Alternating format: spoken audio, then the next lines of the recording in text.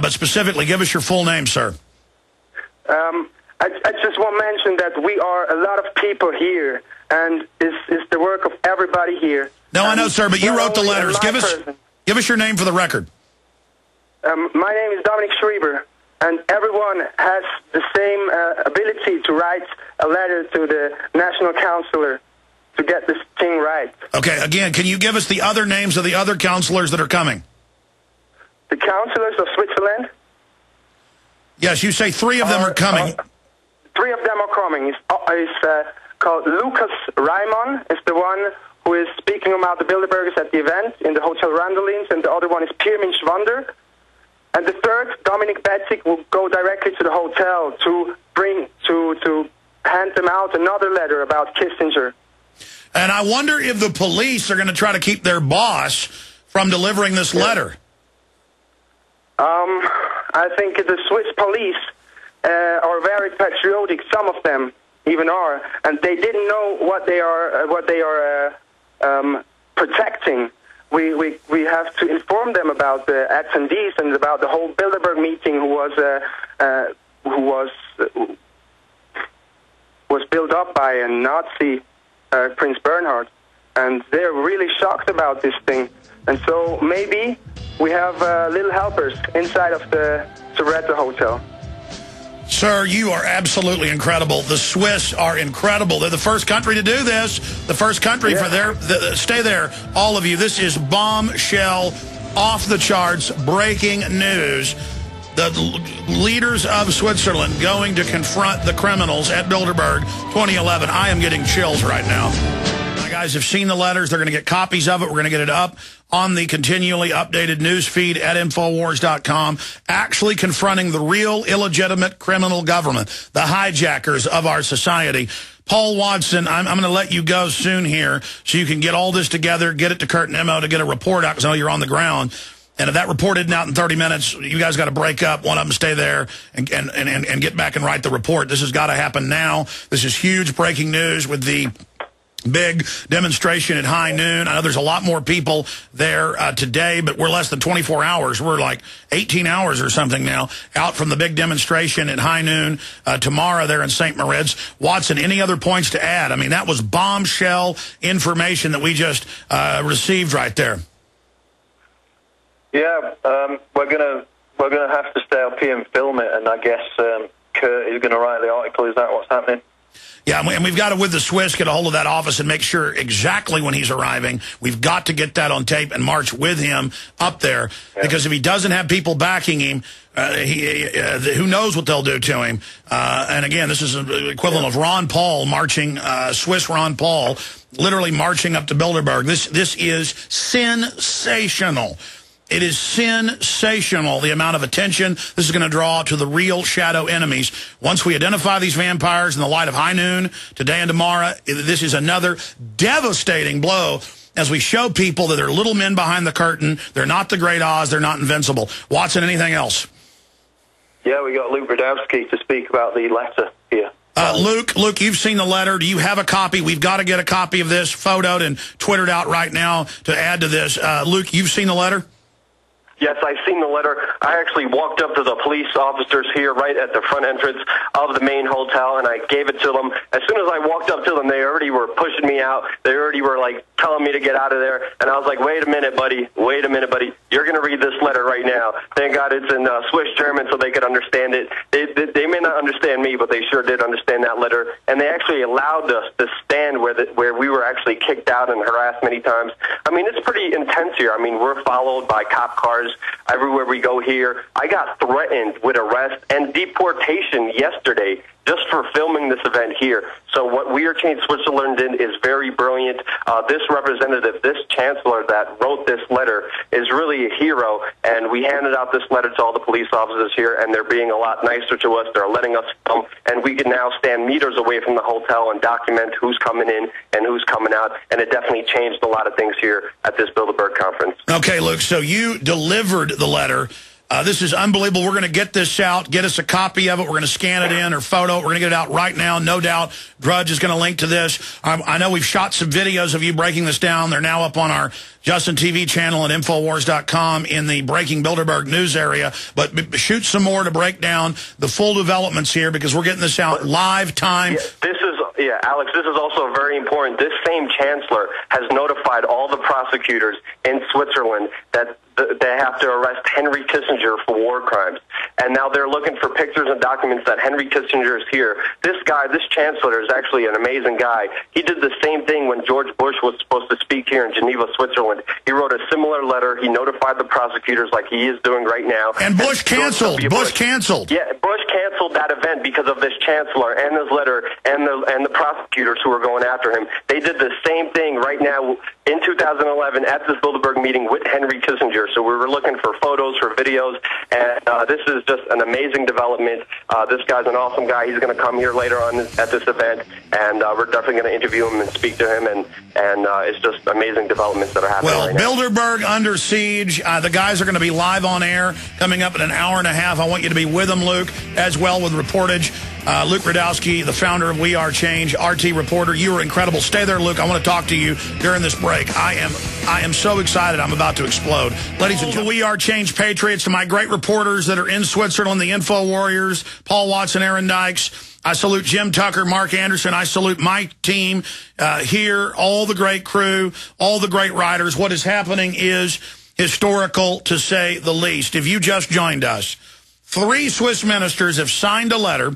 It has been delivered to the Bilderberg Group. The police have now backed off harassing media, and one of their highest level members of their /Congress, it's called their canton, it's the Council of the States, is going to go to Bilderberg and demand to be let in, and is going to confront and try to have Henry Kissinger arrested. This is off the charts delicious. I know we can beat the globalist. I know that who has the fight wins. Who is in the right wins when they fight. Resistance is victory.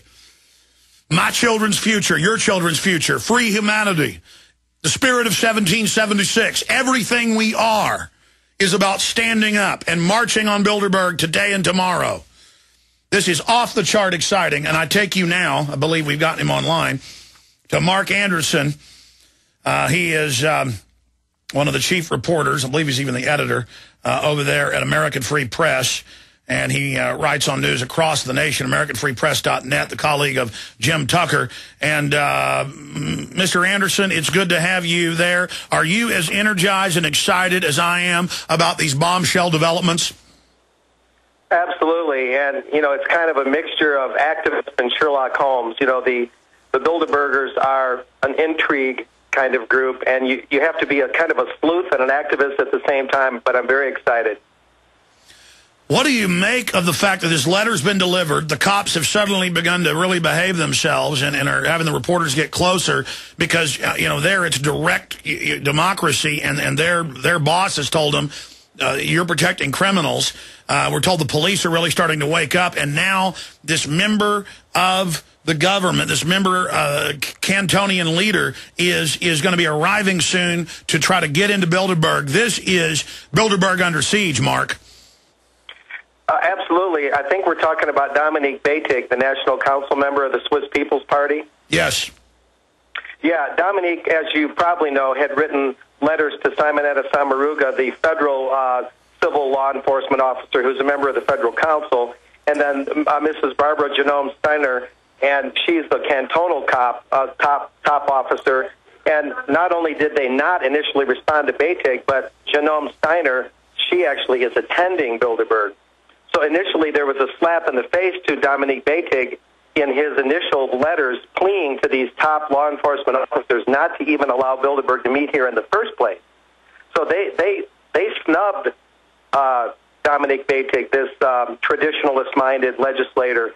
But what we're hearing now, which is what you're talking about, he's not taking this lying down, and he's going to ignore their cold shoulder and evidently be very proactive about this. So that takes a lot of courage, a great deal of courage on Dominique's part. Mark, I know you are really second only to somebody like Jim Tucker in your deep years of research and following Bilderberg, and you've been to many of these events. Am I right in saying that nothing like this has ever happened, and that this is a major watershed, bellwether, flashpoint event?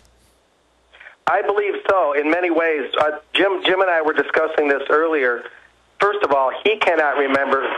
He goes back like 35 years. He cannot remember ever there being a national legislator of a host country to Bilderberg raising this kind of ruckus in this manner, actually trying to prevent Bilderberg from meeting. And when he couldn't do that, then going to this next step and delivering this protest, apparently in person in front of Bilderberg. So this is unprecedented. And according to Jim, who just told me this morning, and he's been covering this for 35 years. And then you have the other factors involved. They're taking this meeting's taking place in a country whose traditions run exactly against the grain of Bilderberg. They want centralized control. The Swiss believe in a kind of a populist, home rule, grassroots style of government. It's just a no fit all the way. They shouldn't be here philosophically, culturally, for any reason. They don't belong here. They don't belong anywhere, really, but they definitely don't belong here. And I think that's what Beitig sees, that this would tarnish the Swiss system. It would tarnish their reputation.